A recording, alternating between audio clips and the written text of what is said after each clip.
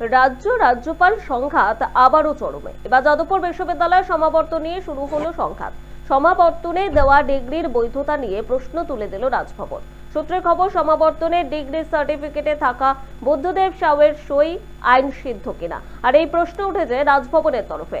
সূত্রের খবর, ডিগ্রি শংসাপত্রে বুদ্ধদেব সাউয়ের সই করার অধিকার নেই, আর আইন মোতাবেক সহ উপাচার্য ডিগ্রি প্রদান করতে পারে না।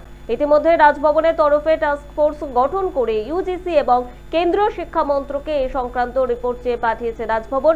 উল্লেখ্য, রবিবার সমাবর্তন ছিল যাদবপুর বিশ্ববিদ্যালয়ের। সমাবর্তনে প্রথম থেকেই সহমত ছিলেন না রাজ্যপাল তথা আচার্য সিভি আনন্দ বোস।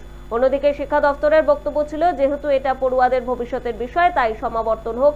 আর এই নিয়ে সংঘাত যখন চরমে, তখন সমাবর্তনের ঠিক আগের সন্ধ্যায় শনিবার অন্তর্বর্তীকালীন উপাচার্য বুদ্ধদেব সাউকে পদ থেকে সরিয়ে দেন আচার্য বোস। তবে রবিবারের সমাবর্তনে হাজির ছিলেন বুদ্ধদেব বাবু। তবে সার্টিফিকেটে সইও রয়েছে তার। যদি ছাত্রছাত্রীদের হাতে ডিগ্রি তুলে দেয় সহ উপাচার্য।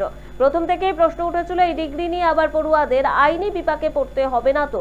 কিন্তু পড়ুয়াদের ডিগ্রিটি তাদের শিক্ষা মেধার প্রকাশ, তা অর্জন করতে হয়েছে। সোমবার রাজভবন সূত্রে যে খবর মিলেছে তাতে অন্য ইঙ্গিতই পাওয়া যাচ্ছে।